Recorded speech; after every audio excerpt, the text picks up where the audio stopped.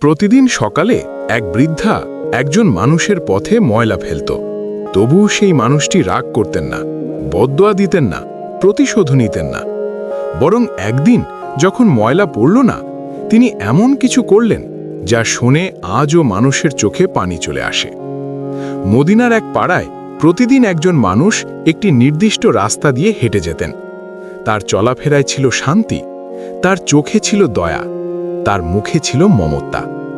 কিন্তু সেই রাস্তার পাশে একটি ঘরে থাকত এক বৃদ্ধা। তিনি এই মানুষটিকে মোটেও পছন্দ করতেন না, কারণ তিনি লোকমুখে অনেক ভুল কথা শুনেছিলেন। তিনি ভাবতেন এই মানুষটি নাকি সমাজে বিভেদ সৃষ্টি করছেন, মানুষকে আগের ধর্ম ছেড়ে নতুন পথে ডাকছেন।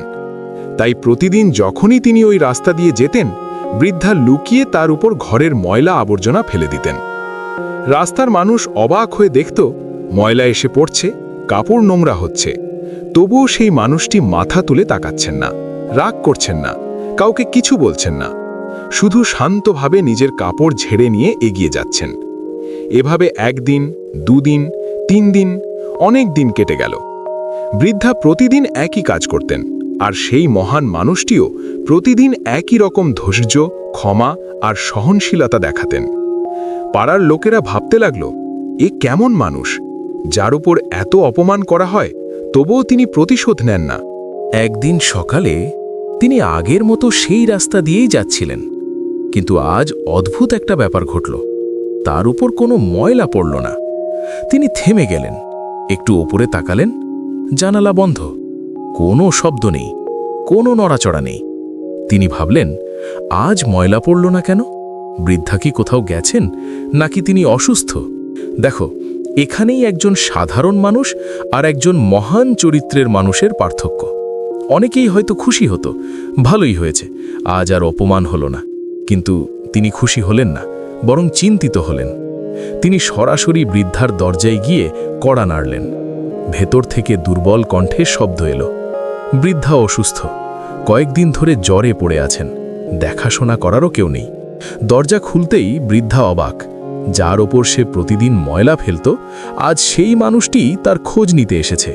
বৃদ্ধার মুখ শুকনো, শরীর দুর্বল, চোখে লজ্জা। সে ভেবেছিল আজ হয়তো লোকটি প্রতিশোধ নিতে এসেছে, তাকে অপমান করতে এসেছে। কিন্তু না, তিনি নরম কণ্ঠে বললেন, আমি আজ তোমার ময়লা ফেলতে না দেখেই বুঝলাম তুমি হয়তো অসুস্থ, তাই খোঁজ নিতে এলাম। বৃদ্ধা অবাক। যে মানুষটিকে সে ঘৃণা করত, যার বিরুদ্ধে সে মনে মনে আগুন পুষে রেখেছিল, সেই মানুষটির কণ্ঠে আজ রাগ নেই, অভিমান নেই, অভিযোগ নেই, আছে শুধু মানবতা। তিনি বৃদ্ধার জন্য পানি আনলেন, খোঁজ খবর নিলেন, তার সুস্থতার জন্য দোয়া করলেন। বৃদ্ধার চোখ ভিজে গেল। সে কাঁপা গলায় বলল, আমি তোমার সঙ্গে এত খারাপ ব্যবহার করেছি, আর তুমি আমার অসুখের সেবা করতে এলে? তিনি শান্তভাবে বললেন, মানুষের সঙ্গে ভালো ব্যবহার করাই উত্তম। অন্যায় করলে তার জবাবে অন্যায় করা মহানতার কাজ নয়। বৃদ্ধা আর নিজেকে সামলাতে পারল না। সে কেঁদে ফেলল। তার হৃদয়ের ভেতর জমে থাকা ঘৃণা, অহংকার, ভুল ধারণা সব যেন গলে যেতে লাগল। সে বুঝতে পারল, এমন চরিত্র কোনো মিথ্যের হতে পারে না।